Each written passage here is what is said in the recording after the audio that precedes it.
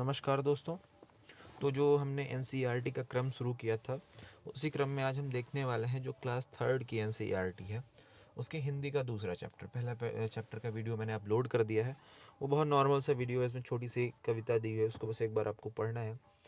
2-3 minute का video होगा, उसको देख लीजिएगा।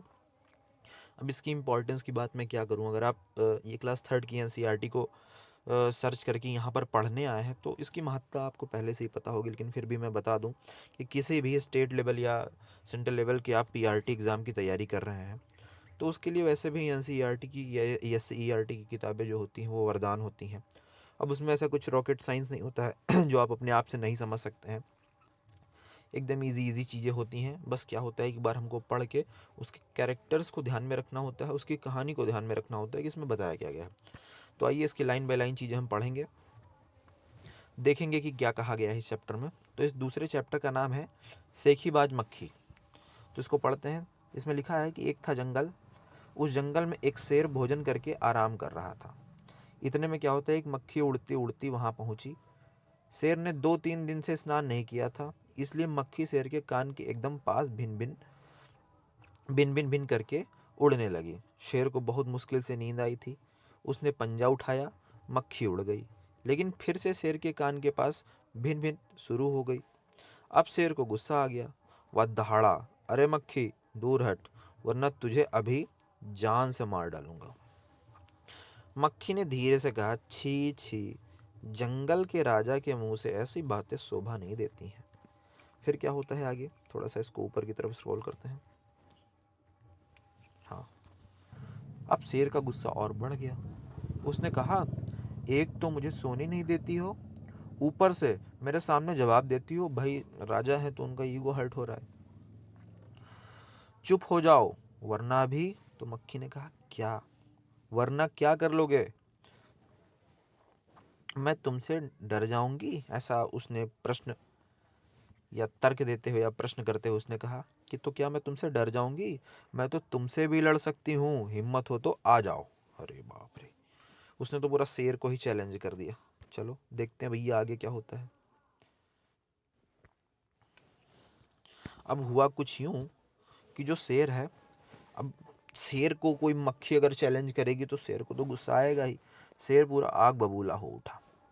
उसने कान के पास पंजा मारा तो मक्खी तुरंत वहां से कान के पास से छटक करके उड़ गई, लेकिन जो उसका पंजा था वो शेर के कान के पास लग गया और वहां छिल गया। तो मक्खी उड़ करके शेर के नाक पर बैठी। उसने मक्खी को फिर से पंजा मारा, मक्खी उड़ गई। अब की बार शेर की नाक ही छिल गई। मक्खी कभी शेर के मत्थे पर बैठती, कभी गाल पर बैठती, तो कभी गर्दन पर बैठती। शेर पंजा मारता जाता और खुद को घायल करता जाता। मक्खी फट से उड़ जाती। अंत में शेर ऊब गया, थक गया। वह बोला, मक्खी बहन अब मुझे छोड़ो, मैं हारा और तुम जीती। बस मक्खी घमंड में चूर हो गई। अब भाई कोई छोटी सी मक्खी अगर किसी शेर से ये कहते हुए सुन ले उसके बारे में कि मुझे माफ़ कर दो, मैं हार गया तुम जीत गई, तो उसके घमंड तो ही आ ही जाएगा। उड़ती उड़ती आगे बढ़ी। सामने एक हाथी मिला। मक्खी ने कहा, अरे हाथी, मुझे प्रणाम कर, मैंने जंगल के राजा शेर को हराया है, इसलिए जंगल में अब मेरा राज चलेगा। हाथी ने सोचा, इस पागल मक्खी से कौन बहस करे, या बहस करने में समय कौन बर्बाद करे। हाथी ने सूंड ऊपर उठाकर उसको प्रणाम किया और आगे बढ़ गया। सामने से आ रही लोमड़ी ने यह सब देखा। अब देखो भैया, मेन इसका जो क्लाइमेक्स है वो आने वाला है। लोमड़ी मंद मंद मुस्काने लगी। इतने में मक्खी ने लोमड़ी से कहा, अरे ओ लोमड़ी, चल मुझे प्रणाम कर, मैंने जंगल के राजा शेर और विशालकाय हाथी को भी हरा दिया। लोमड़ी भी भैया, लोमड़ी तो पहले से चालाक। लोमड़ी ने उसे प्रणाम किया, फिर धीरे से बोली, धन्य हो मक्खी रानी, धन्य हो, धन्य है आपका जीवन और धन्य है आपके माता पिता। लेकिन उधर वह मकड़ी दिखाई दे रही है ना, वह आपको गाली दे रही थी, उसकी जरा खबर लो ना। यह सुनकर मक्खी को गुस्सा आ गया और गुस्से में लाल हो उठी। मक्खी बोली, उस मकड़ी को तो मैं चुटकी बजाते ही खत्म कर दूंगी। यह कहते हुए मक्खी मकड़ी की तरफ झपटी और मकड़ी के जाल में फंस गई। मक्खी जाल से छूटने की ज्यों ज्यों कोशिश करती गई, त्यों तो और अधिक उसमें फंसती गई। अंत में वह थक गई और हार गई। यह देखकर लोमड़ी मंद मंद मुस्कुराती हुई वहां से चली गई। अब इस चैप्टर में आपको एक मकड़ी के बारे में ध्यान रखना है, लोमड़ी के बारे में ध्यान रखना है कि किस तरीके से उसको मेंशन किया गया है, वो चालाकी दिखाती है। हाथी के बारे में ध्यान रखना है।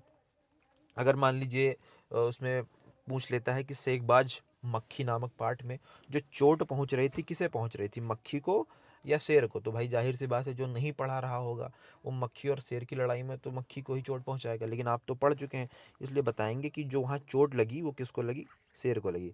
इस पाठ को लिखने वाले हैं योगेश जोशी जी। इनका भी नाम याद रखना जरूरी है, क्योंकि ऐसे ही जो रचनाएं हैं हिंदी में पूछी जाती हैं कि सेकबाज मक्खी से सॉरी सेखीबाज मक्खी जो है उसके राइटर कौन है, तो आप बताएंगे वहाँ योगेश जोशी हैं। इतनी सी चीज़ें थी, इसमें आपको बहुत ज़्यादा कुछ ध्यान रखने की ज़रूरत नहीं है। बस इसके कैरेक्टर्स को, इस कहानी को हल्का सा अपने दिमाग में माइंड मैपिंग बना करके याद रखिएगा, बाकी सब ठीक है। मिलेंगे अगले वीडियो में अगले पार्ट के साथ। तब तक के लिए धन्यवाद। चैनल को सब्सक्राइब कर दीजिएगा।